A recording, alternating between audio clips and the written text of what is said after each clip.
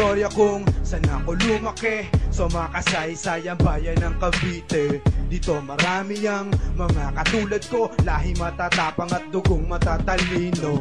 Ito ang istorya kung saan ako lumaki, sa makasaysayang bayan ng Cavite.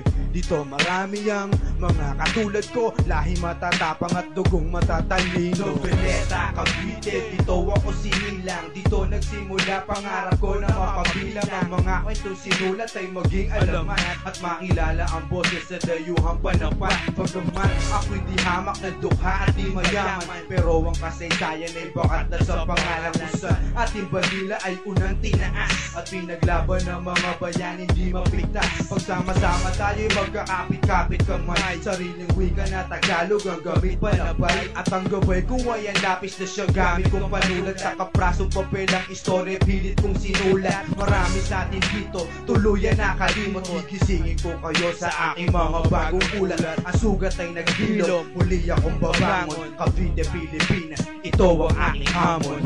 Ito ang istorya kung saan ako lumaki, sa makasaysayang bayan ng Cavite. Dito marami ang mga katulad ko, lahi matatapang at dugong matatalino. Ito ang istorya kung saan ako lumaki, sa makasaysayang bayan ng Cavite. Dito marami ang mga katulad ko, lahi matatapang at dugong matatalino. Dasma, Imus, Baco or Silang, Tansa, Malabon, naiktar natin ang tindang. Noveleta, Rosario, Bailen hanggang sa dulo, Amadeo, Tagaytay, 13 aming Kapitolyo, Emilio Aguinaldo, Batas anak ng Kawit, si George Canseco ang tagasulat ng aming awit. Marami pang iba, dapat ko pa babanggitin itong mikroponong pamana sa akin ng anting-anting na pinaghusay sa silid, itutura sa sinuman. Mga dayuhan di gagalang o sa amin man lamang. Hinapang ko ang kasaysayang binalik at sinariwa. Tinula ko ng Tagalog, itong gamit kong panghiwa. Siyang tatagos, binabato aking versikulo. Para makilala di kailangan pa ng titulo. Ito ang panata para sa aking bayan. Cavite, lalagyan ko na tong bagong kasaysayan. Ito ang istorya kung saan ako lumaki, sa makasaysayang bayan ng Cavite. Dito marami ang mga katulad ko, lahi matatapang at dugong matatalino. Ito ang istorya kung saan ako lumaki, sa makasaysayang bayan ng Cavite. Dito marami ang mga katulad ko, lahi matatapang at dugong matatalino.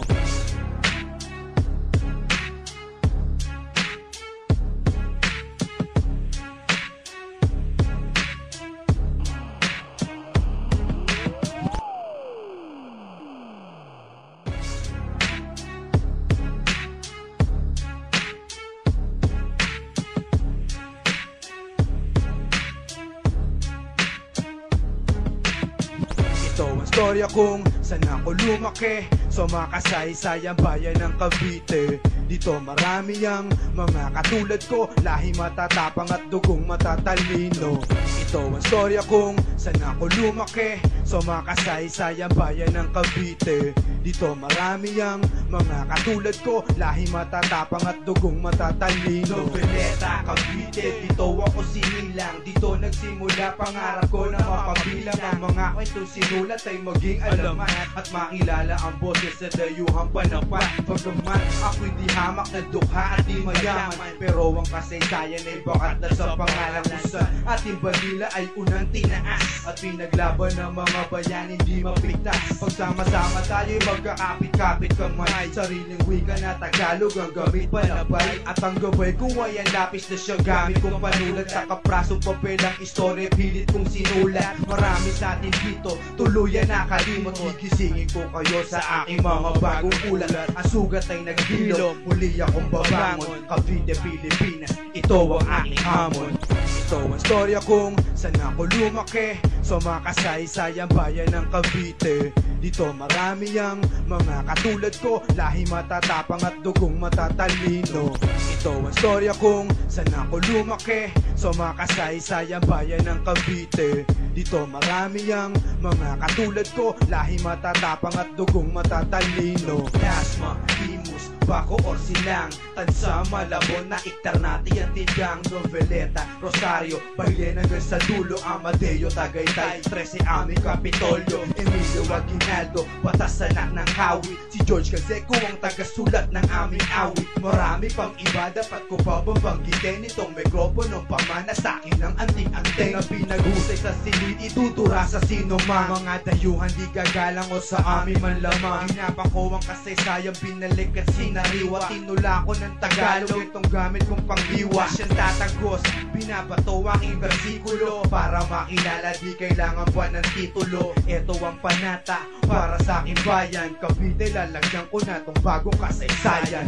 Ito ang storya kung saan ako lumaki, sa makasaysayang bayan ng Cavite. Dito marami ang mga katulad ko, lahi matatapang at dugong matatalino. Ito ang storya kung saan ako lumaki, sa makasaysayang bayan ng Cavite. Dito marami ang mga katulad ko, lahi matatapang at dugong matatalino.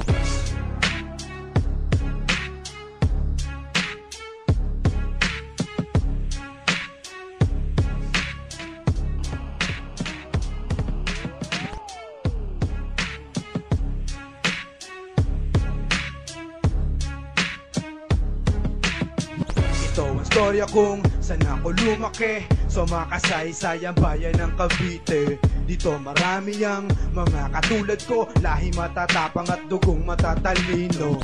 Ito ang storya kung saan ako lumaki, sa makasaysayang bayan ng Cavite. Dito marami ang mga katulad ko, lahi matatapang at dugong matatalino. Noveleta, Cavite, dito ako sinilang. Dito nagsimula pangarap ko na mapabilang. Ang mga kwento sinulat ay maging alaman at makilala ang boses sa dayuhang panapan. Pagkaman ako'y di hamak na dukha at di mayaman, pero ang kasaysayan ay bakat na sa pangalan kung saan ating bandila ay unang tinaas at pinaglaban ng mga bayan hindi mapigtas. Pagsama-sama tayo'y magkakapit-kapit kamay, sariling wika na Tagalog ang gamit panabay. At ang gabay ko ay ang lapis na siyang gamit kong panulat. Sa kaprasong papel ang istorya pilit kong sinulat. Marami sa atin dito tuluyan nakalimot. Gigisingin ko kayo sa aking mga bagong ulat. Ang sugat ay naghilom, muli akong babangon. Cavite, Pilipinas, ito ang aking hamon. Ito ang storya kung saan ako lumaki, sa makasaysayang bayan ng Cavite. Dito marami ang mga katulad ko, lahi matatapang at dugong matatalino. Ito ang storya kung saan ako lumaki, sa makasaysayang bayan ng Cavite. Dito marami ang mga katulad ko, lahi